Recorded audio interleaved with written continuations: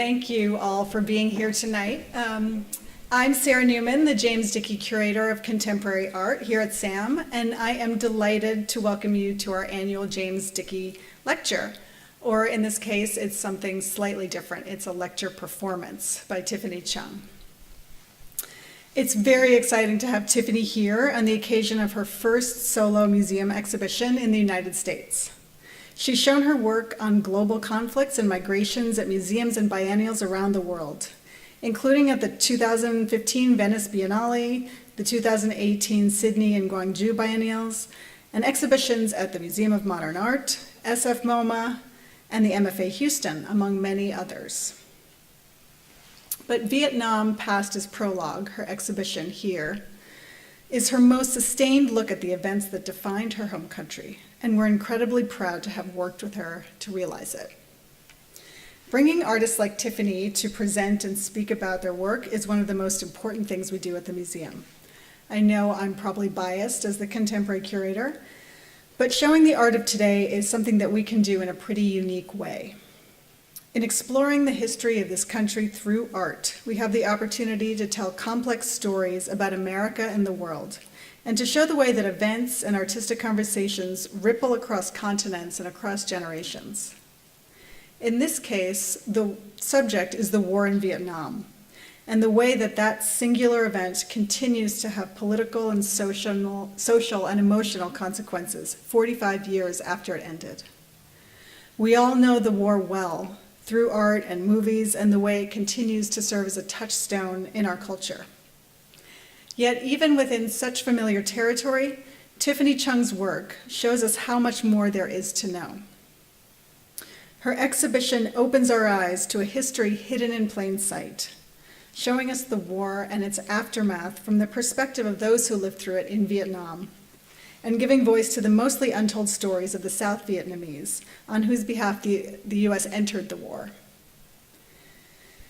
Through intricate maps and emotional interviews, she documents their experiences, starting with the intimate and telescoping out to the global.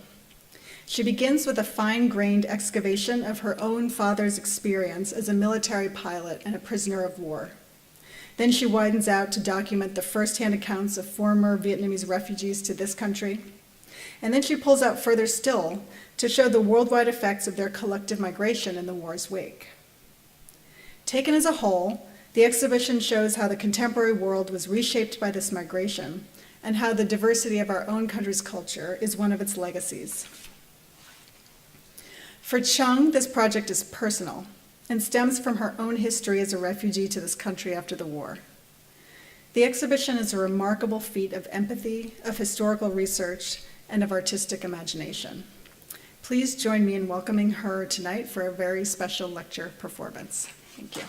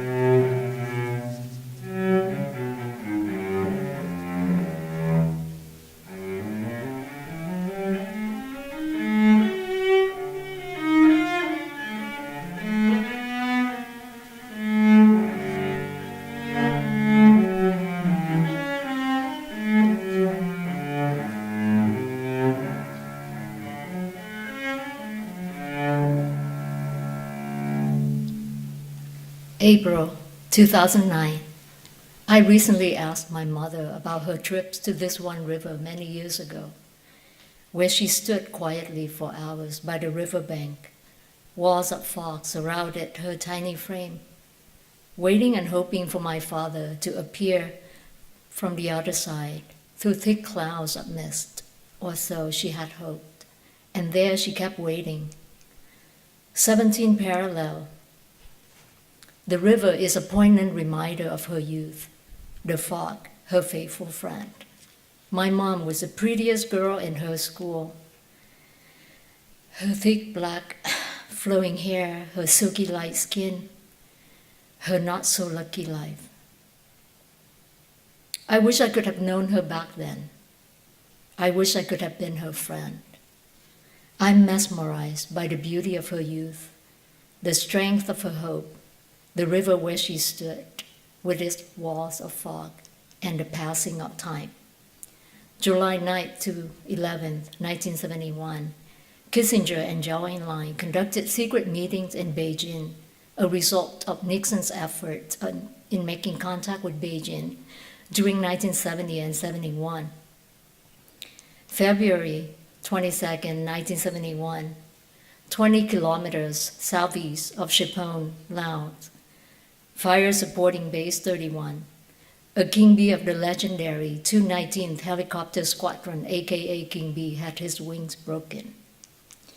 April 2003, 200 hours, somewhere off National Route 9. I stepped down from the bus into the bitterly cold and dark, deep in the night, mountainous jungle. February 1972, Nixon's Beijing visit marked the first U.S. presidential trip to China. Post-1975, Vietnam. In school, we learned the war rhetoric. We are taught that our fathers were traitors. Traitors' children deserve hard labor just like their father. University is only for members of the Young Communist Union. But all youths must volunteer to pick up garbage, dig canals, and burn deviant books anyway. It's mandatory. Today, I came home from kindergarten and saw soldiers with metal detectors searching my grandparents' house. I've learned many new words in school: anti-comprador bourgeoisie, new economic zone, re-education camp, and cross the border. Our friends and neighbors keep disappearing. I wonder when it will be our turn and whether I would ever meet my dad.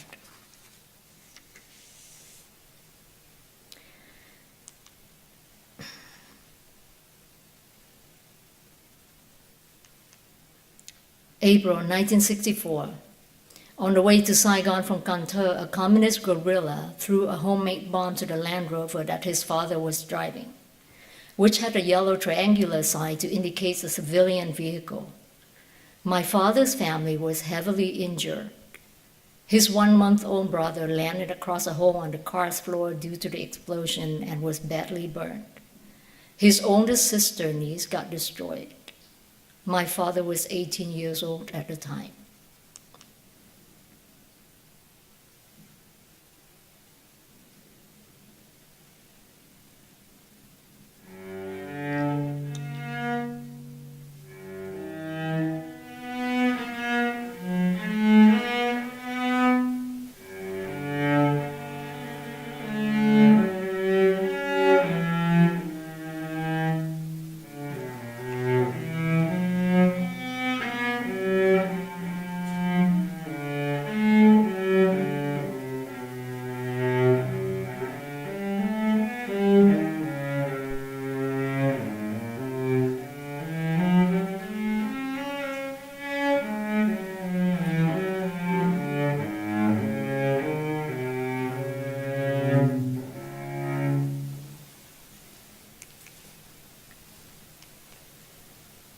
April 2003, 230 hours, abandoned gas station, middle of nowhere, freezing concrete ground. Half asleep, I think about my 24-year-old dad. Did you sleep at all during the nights on Hill 31? Early 1970, He used to fly special missions and stay at a military base in the Highlands. His firstborn daughter was just a few months old then. Every day he would submit end-of-day reports to an officer in the U.S. Special Forces, and they became good friends. One evening, he was singing at an officer's clubhouse. His American friend sat there and began to cry. They went outside to a dark place with no one around, and his friend cried even more. I am a patriotic soldier, and I took an oath to be loyal to my country, the U.S. Therefore, I cannot reveal to you what my superiors have planned against you and your country. But I'm crying for you. I have several sons, and now I don't know what I would teach them about patriotic when they grow up. Post-1975, the United States of America. In college, we learn about the Vietnam War from books written by American writers. We watch Hollywood movies that tell the American narrative of this war.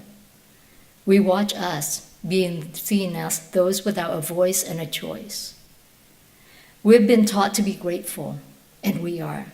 But we also wonder how we would ever know about the lives of people like my father, the young man growing up in the war who also had dreams, hopes, and fears. April 2003. 1100 hours. Looking for the Mekong River, the bus continues to move west, leaving my father's past behind in the bare plains of a battlefield that no longer existed, although ingrained in his existence and my imagination. February 1971 to October 1984. During the 14 years in captivity, he was transferred from prison to prison. He was put to hard labor in one re-education camp to another. There were times they put him in dark, solitary confinement, where he sat and came up with creative activities. He thought of chess moves. He found ways to escape. His brain drafted blueprints of big multi-story houses. His thoughts engineered tanks, ships, and submarines. March 10, 2015. 45 years later, abandoned Quan Lo airfield is covered in red dirt and rubber trees. Pretending to taxi on the very airstrip of my father's youth, I could hardly see the asphalt. It's just another red dirt road. It took him merely 10 minutes to fly between Quan Lo and Loc Ninh airfield. It took me 45 minutes in a Toyota 4Runner. Fragmented stories of how the war took a toll on our families were the lullabies that transcended our childhood and thrust us into adulthood. Vietnam is one of the most impactful words in my own dictionary of life. This word brings back a familiar sense that transports us home. It also has the power to bring back the most ominous chapter of our memories. There are wounds that don't heal, in and outside of our tortured homeland. Vietnam became one of the most calamitous front lines of the Cold War. The détente period in 1970s was a political strategy for the U.S. to counterweight the Soviet Union by linking arms with China and economically tapping into its market of almost 1 billion people. The end game was the collapse of the Republic of Vietnam in 1975. The Vietnam experience has shaped a new and complex Cold War, with Syria currently being second major theater after Ukraine.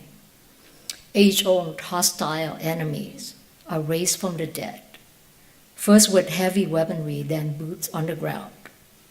Following the Ukrainian crisis starting in February 2014 and Russia's annex of the Crimea region, NATO stepped up, quote, exercises and rotations of forces through NATO allies in Eastern Europe, as well as storing hardware there for use in an emergency, unquote.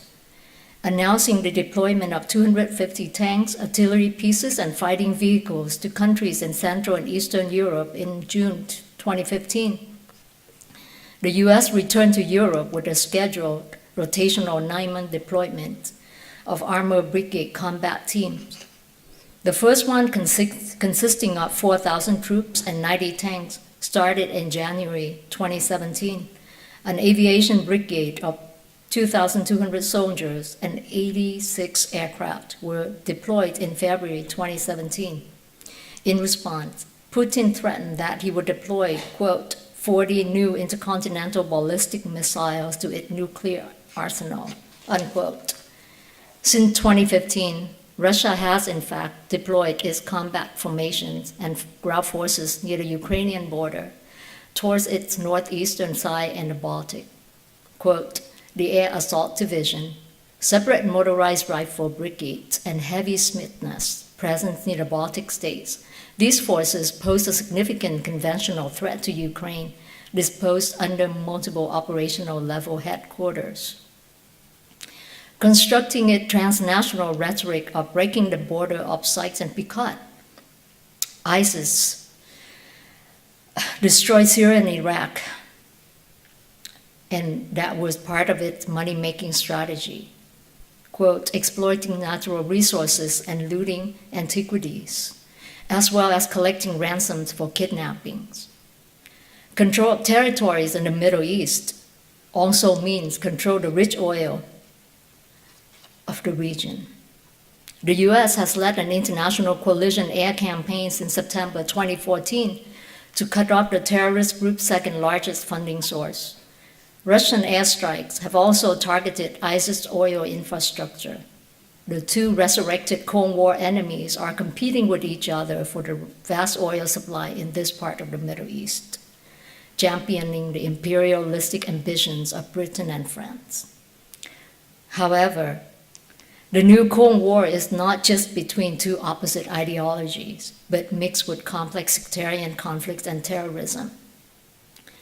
Mirroring Vietnam, we continue to witness the war in Syria crushes and grinds the country. This conflict sees no national or regional boundaries. The UN Commission of Inquiry on Syria reported that brutality and extreme violence that ISIS imposed on people in its areas of control, quote, executions, amputation, lashing in public spaces, and the display of mutilated bodies, unquote. The UN War Crimes Investigator documented 33 chemical weapons attacks in Syria, citing 4 cases that the Syrian government forces used chemical weapons against insurgents in eastern Ghouta, including chlorine 3 times in July and in Harasta on the western edge of the zone in November of 2018. They also reported that Russian forces indiscriminately launched, quote, attacks resulting in death and injury to civilians, unquote, instead of hitting ISIS positions. And, quote, 3 US-led collision strikes on a school near Raqqa in March 2017 killed 150 residents, which violated international law by failing in its duty to protect displaced civilians known to be sheltered there since 2012. Unquote. According to Syria Situation Report by the Institute for the Study of War, between April 2nd to 16, 2019, insurgent and Islamic groups continued to reassert their presence with attacks and car bombs in Damascus and eastern Hama, as Israel conducted airstrikes targeting a weapon warehouse and missile factory of the Iranian Islamic Revolutionary Guard Corps in western Hama on April 13, Russia and Turkey will reportedly use the Mina Air Base in northern Aleppo as a staging area for joint patrols near the contested town of Tel Rifat.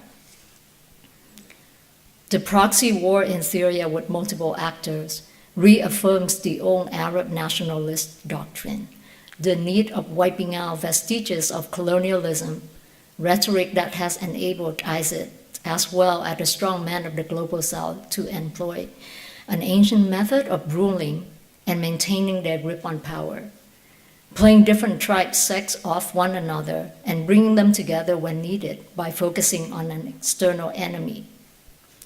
Western powers have also been known for their divide and conquer approach in their colonization of the sub-Saharan Africa and in the then called Indochina.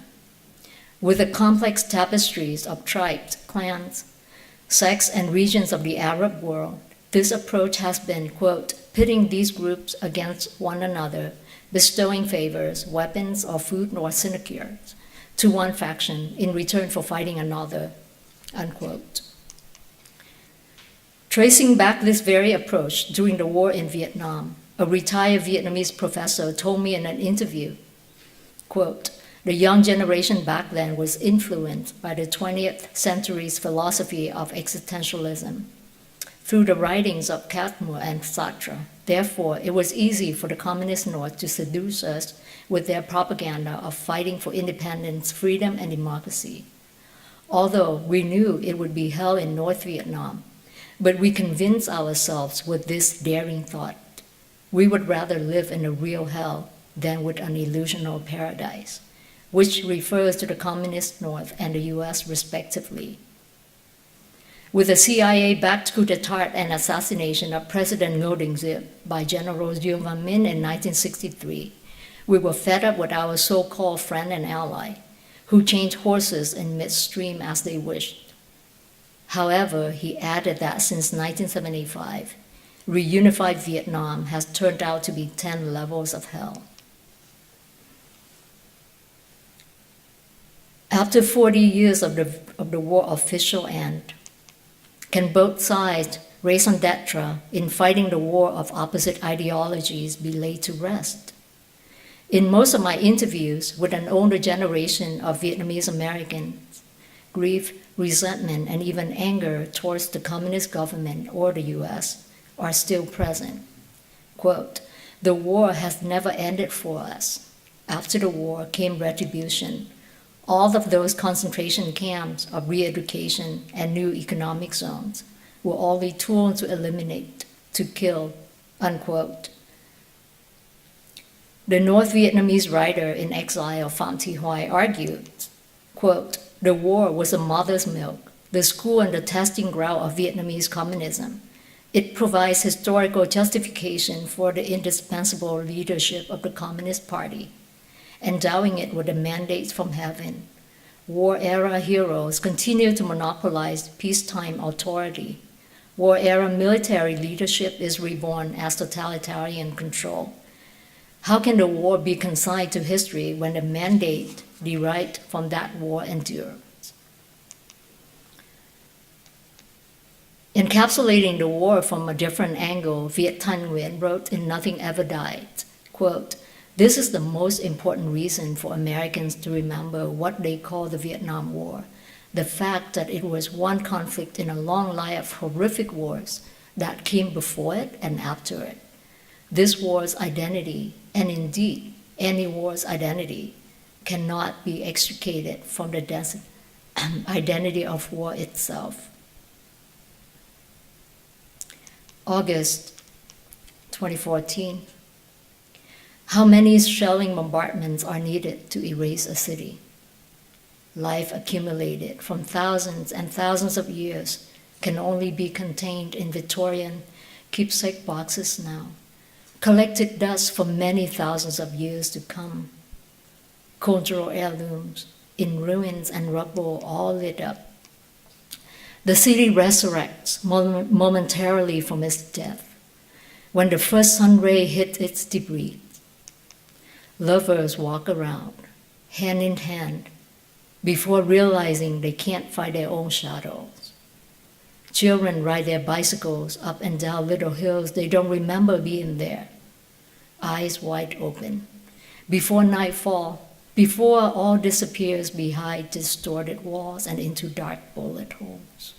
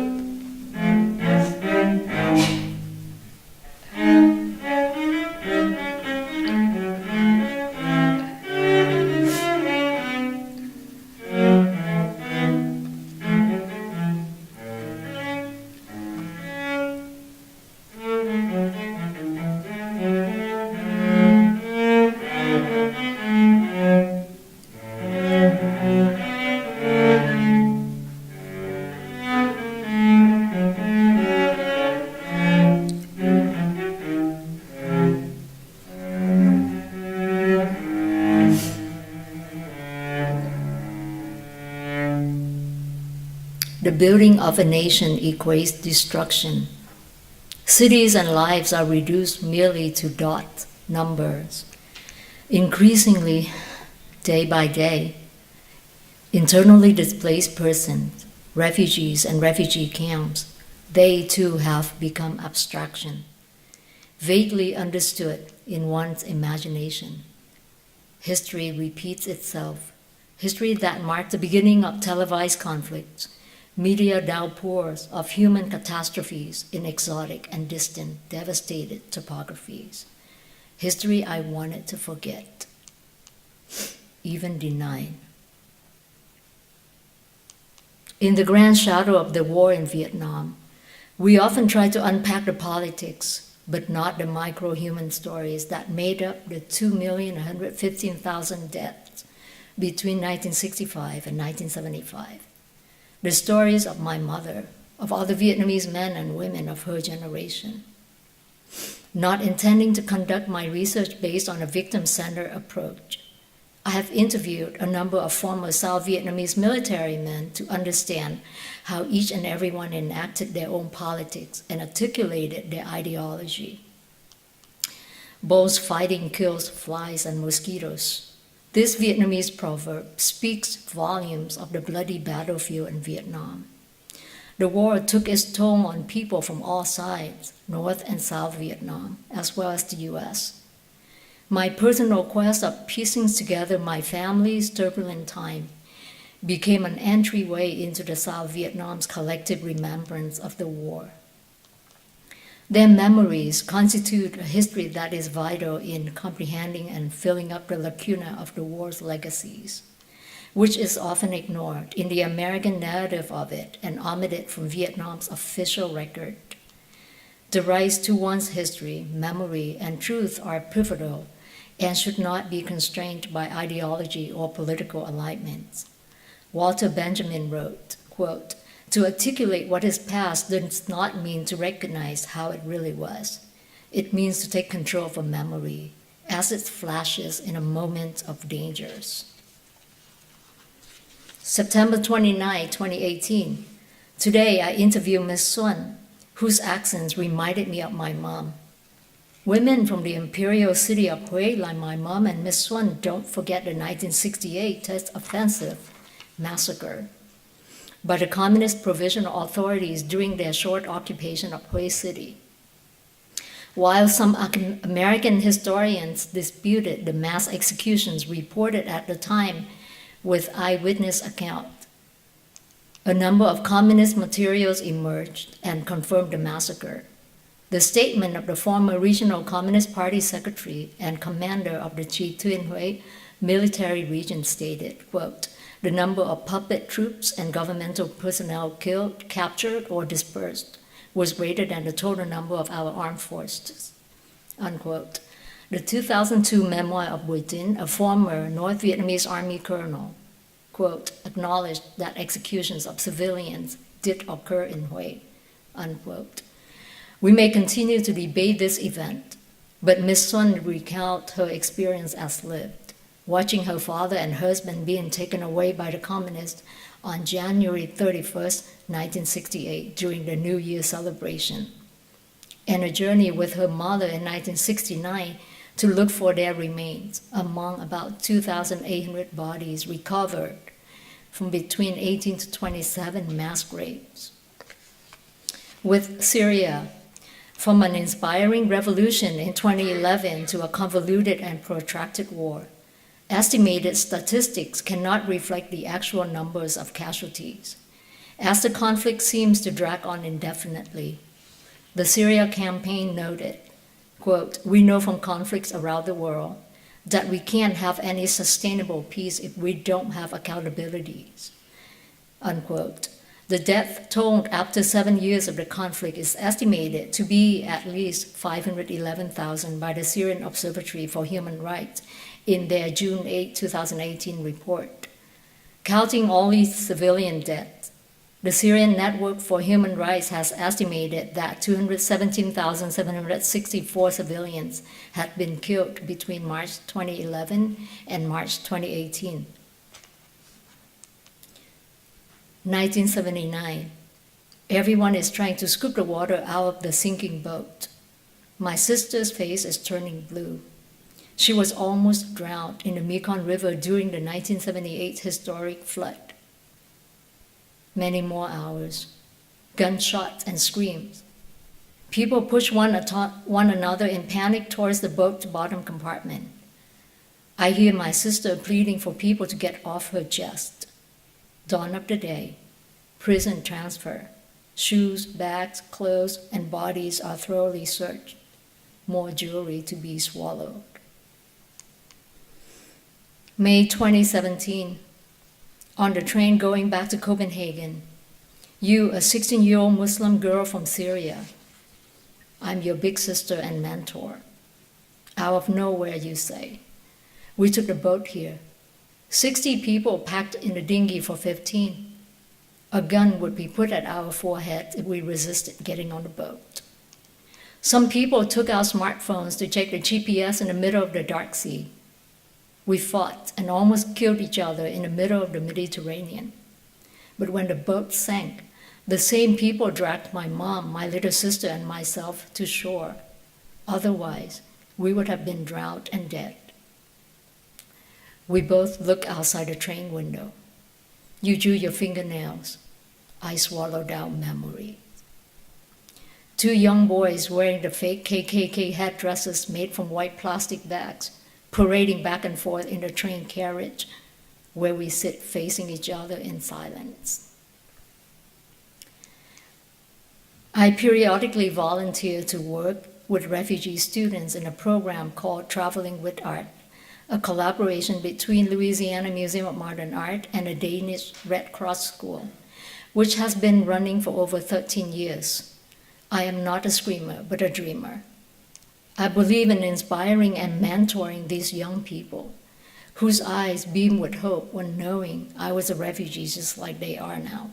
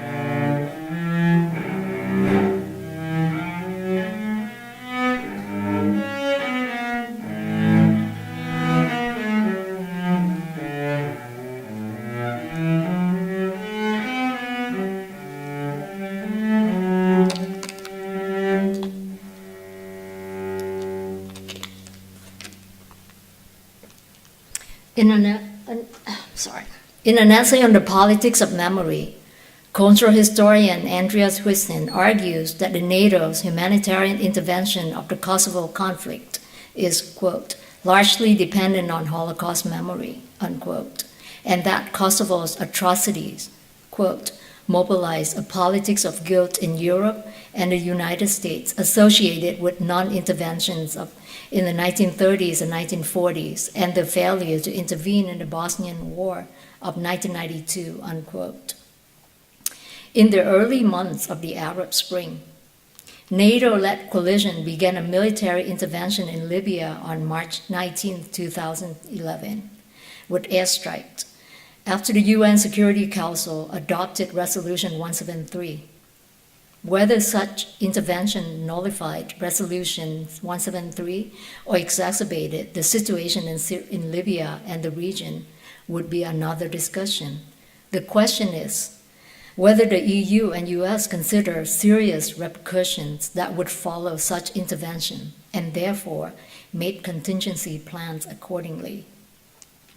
It's apparent that ethnic cleansing or conflict-induced displacement would bring political and economic flotsam and jetsam to the doorsteps of first world countries. In response, Europe fumbles in revising asylum policies to deter the refugee waves crossing the Mediterranean from the Middle East and Africa. And the US hardens immigration policies, especially to prevent refugees and migrants from Latin America to enter, erecting walls or fences and whipping up anti-immigrant rhetoric are our answers to the same people that many of such military involvement or resolution vowed to protect. In fact, let's examine where refugee crises actually take place. The number of registered Syrian refugees in neighboring countries has reached 5,648,002 as of April 11, 2019, with 3,621,330 in Turkey and 944,613 in Lebanon. With the Palestinian refugees who have been there since 1948 and the unregistered Syrians, almost 20% of Lebanon's population are refugees.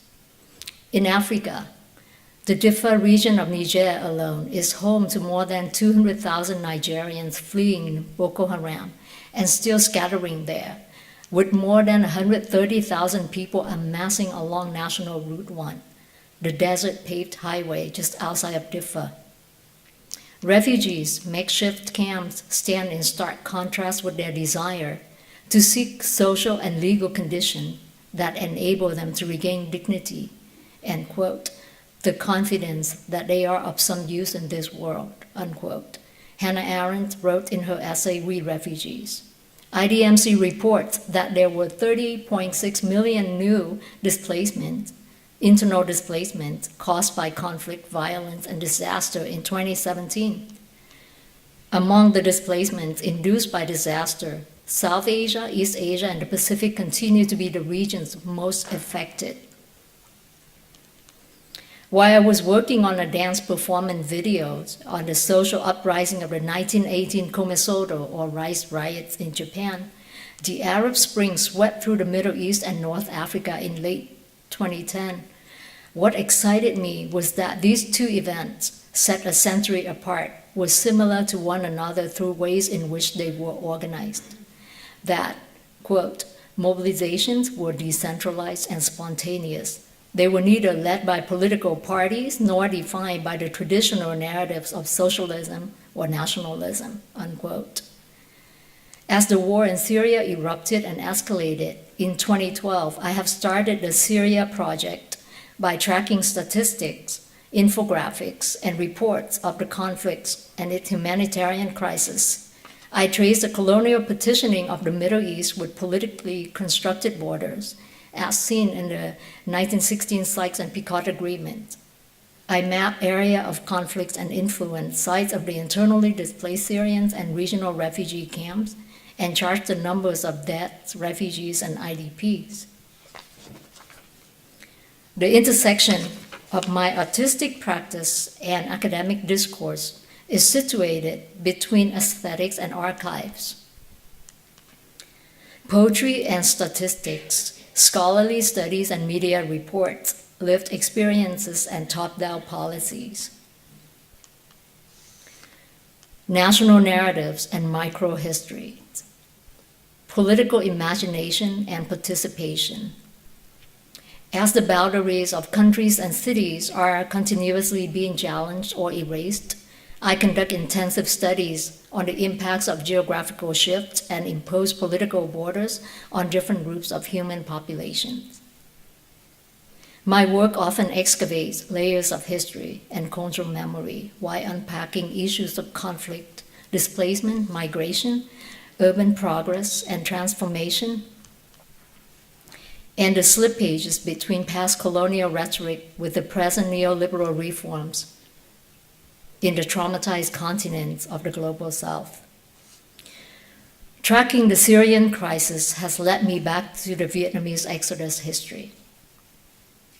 As the international community's compassion fatigue kicked in, Western countries stopped accepting Vietnamese refugees for resettlement. The 1989 UN adopted Comprehensive Plan of Action came into effect in Southeast Asia, which had already introduced in Hong Kong in 1988, forming the legal basis for forced deportation. Diplomatic cables corresponded between the UNHCR and governments worldwide after the fall of Saigon and during the refugee crisis revealed that for the most part that we were an unwanted population, surfacing from the destruction of war and the aftermath. Exploring the complexities of immigrant condition, Amitabha Kumar wrote, quote, "A certain weight of experience, a stubborn density, alive to what we encounter in newspaper columns as abstract, often faceless, figures without history," unquote. It is imperative to reclaim the lived narratives of the former Vietnamese refugees, whose names and identities were reduced to ID numbers in detention centers and camps. In the Vietnamese Exodus Project, I examine intergovernmental negotiations and unpacks various asylum policies imposed on Vietnamese refugees in the past. Closed camp, prolonged detention, refugee status determination, resettlement, and deportation. The project gives insight into the constant shift in asylum policies and the impact on already traumatized and distressed people. It also analyzes and remaps the Vietnamese refugees' migration trajectories beyond the Western sphere, disseminated into the most unexpected regions of the global South. This remapping decenters the typical narrative of refugees resettling in the US and Europe, eventually becoming regular immigrants and citizens. The refugee experience is often as complex as the escape routes. With the Global Refugee Migration Project, I also mapped the key migration routes through Africa to Europe and the search and rescue zones in the Mediterranean. I tracked the dead and missing numbers through these routes and the arrival in Europe. Currently, I'm studying Guatemala's colonial history, civil war, and continuous human rights violation as a case study on migration from Central America.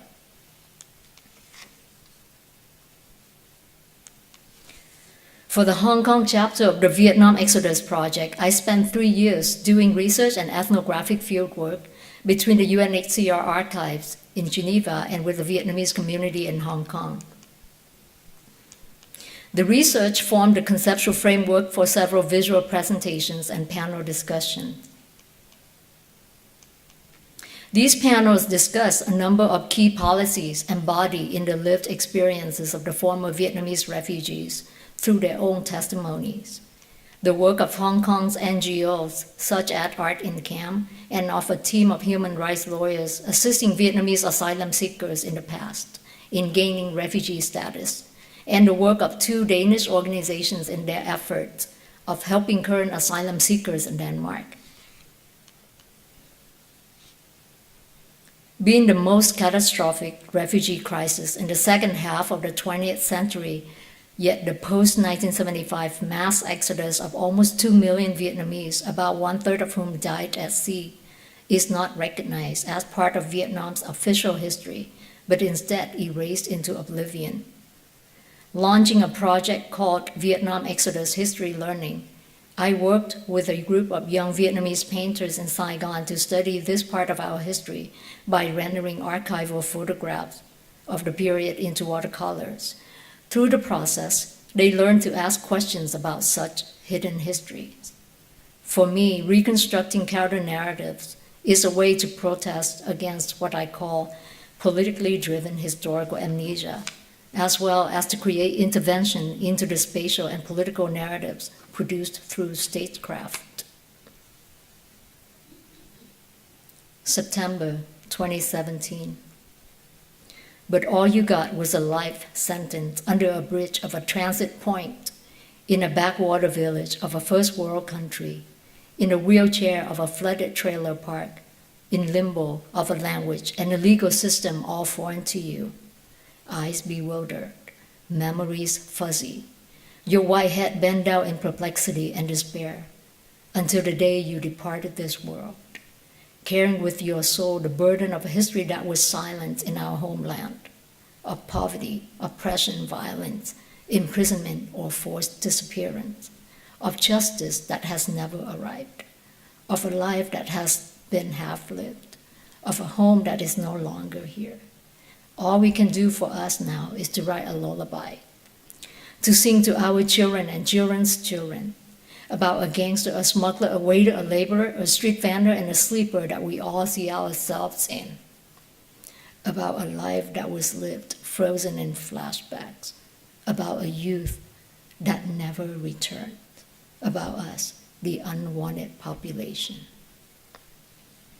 Thank you for your patience.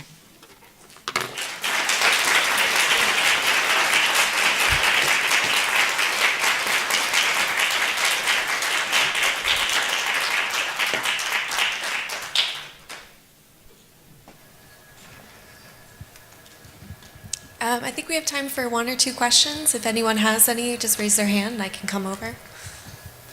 Yes. Well, first, thank you so much for everything you do. You transcend multiple disciplines, and it is astounding, the breadth of your work. Something that captured my attention and is something that, being from the inner city, I'm pretty obsessed with, is food from hard times. The desperate foods that over generations oftentimes become comfort foods. And I saw your recipes, the video on the recipes, and I just wanted to hear a little bit more about that experience and eating and talking with those elders. Because I just think that the food of survival is often the grace of humanity, kind of. It kind of carries you on and leaves a legacy. Thank you. Thanks for the questions and also comment. Thank you. With that project, I started out remembering the subsidized period in Vietnam during 1976 and 1986. I started out with very simple questions. I simply asked people about the recipes that they had to come up during that period when we didn't have enough food or rice, especially rice, and most people had to eat cassava roots. So all I wanted to know was the kind of recipes that they used for cassava roots. And I ended up collecting the recipes and asked a friend of mine to cook a meal for them after interviewing them separately. And in the end, we sat together, and these people never knew each other before. And so we just sat together and we started eating dinner, and you know, the next thing you knew, it just people started talking about their the past, about the history, about their memories, and they could get really political as well. And you know, sometimes starting out with such a simple idea would bring back, you know, a certain memories that you didn't know that they were there. And bringing these people together after so many years was quite an experience, because people didn't want to leave the dinner, you know, like after 2 hours, and they still wanting to sit there and eat and talk about the past. So for me, it was the first time to do that, and I thought, you know, that helped a lot to, you know, for me to understand and to learn about the past, and also be reminded of what it, you know, what it means to bring people together, and how food plays such an important role in our culture, and also in surviving. You're welcome. I have one more question. Yeah.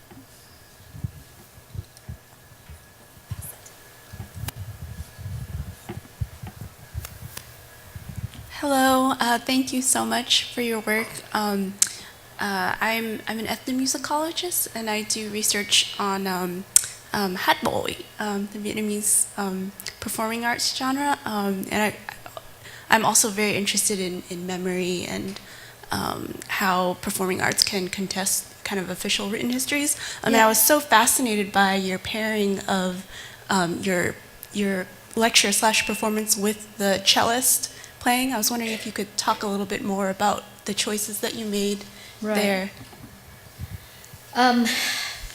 Well, you know, there's a tradition of the Jello sweets being played at events, like really like historical events, like Yo-Yo Ma played. What did he play? He played the Saraban. I think he also played that in Suite 1 at the 10th anniversary of September 11.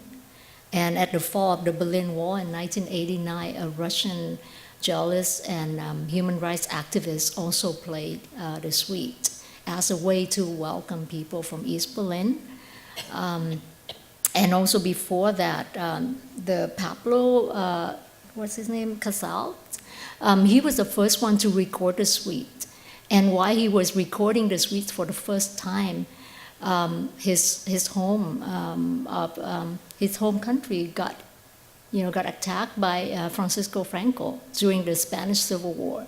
So there's this tradition of these suites being played, and I thought, I'm not just talking about Vietnam, although my show at the Smithsonian is about Vietnam history and past its prologue. But my work is beyond that, and I'm interested in like worldwide conflict and how that has impacted our culture and our society. So I thought by using the Jello suite would really bring out that kind of feelings. All right, I think that's all we have time for today, but thank you so much, Tiffany Chung, one more time. Thank you.